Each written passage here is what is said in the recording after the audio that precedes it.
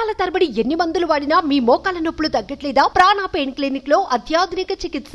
అవే బాధలు, అవే కష్టాలు, అవే కన్నీటి దారులు. ఉపాధి కోసం గల్ఫ్ దేశాలకు వెళ్ళి అక్కడ ఇబ్బందులు పడుతున్న వారి సంఖ్య రోజురోజుకి పెరిగిపోతుంది. గత నెల రోజులుగా నిత్యం ఎవరో ఒకరు తమ ఆవేదనను చెప్పుకుంటూ సెల్ఫీ వీడియో విడుదల చేయడం కలిచివేస్తుంది. తాజాగా కడప జిల్లాకు చెందిన ఓ మహిళ తనను మస్కట్ నుంచి రాష్ట్రానికి తీసుకురావాలని వేడుకుంటోంది.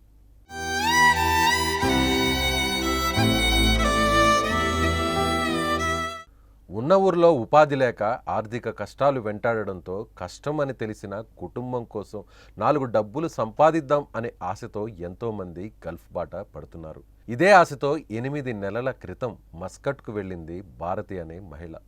మస్కట్కు వెళ్ళి ఓ ఇంట్లో పనికి చేరింది.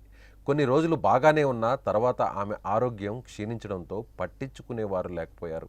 యజమానికి చెప్పినా కన్నీళ్లే మిగిలాయి. ఏజెంట్తో మాట్లాడితే 2 లక్షలు కట్టేసి వెళ్ళమంటున్నాడని చెప్పడంతో మరో దారి లేక సెల్ఫీ వీడియో ద్వారా తన బాధను చెప్పుకుంటూ కన్నీటి పర్యంతమైంది.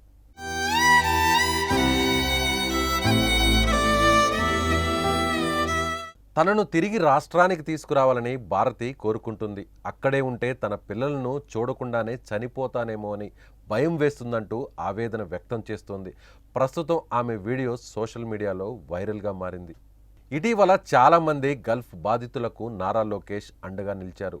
గల్ఫ్ ఏజెంట్ల మోసానికి గురై ఎడారిలో జీవోత్సవంలా బతుకుతున్నానని, విముక్తి కల్పించాలని వీడియోల ద్వారా కోరిన వారిని రాష్ట్రానికి రప్పించి కన్నీరు తుడిచారు. ఈ లిస్టులో అన్నమయ్య జిల్లా పీలేరుకు చెందిన శివతో పాటు కోనసీమ జిల్లా అంబాజీపేట మండలం ఇసుకపూడికి చెందిన వీరేంద్రను ఎన్ఆర్ఐ టీడీపీ సహకారంతో యజమానిని ఒప్పించి పాస్పోర్ట్ ఇప్పించి స్వదేశానికి తీసుకొచ్చింది తెలుగుదేశం కూటమి ప్రభుత్వం. ఇంకా చాలా మందిని ఇంటికి తీసుకొస్తామని ఇప్పటికే హామీ ఇచ్చారు. ఇప్పుడు భారత్కి కూడా నారా లోకేష్ అండగా నిలుస్తారని ఆశిద్దాం. పైకి కిందికి మెటికలు ఎక్కలేకపోతాను. వీళ్ళు చెప్పంటే అర్థం చేసుకోలే. అడిగి గుండెల్లో బరువుగా ఉందని చెప్తే నీళ్ళు కాకపోతాను అని చెప్తుంది. ఇంటికి పోతానంటే 2 లక్షలు లెక్క కట్టమంటారు. కూలి చేసుకునేదాన్ని నేనే తెచ్చి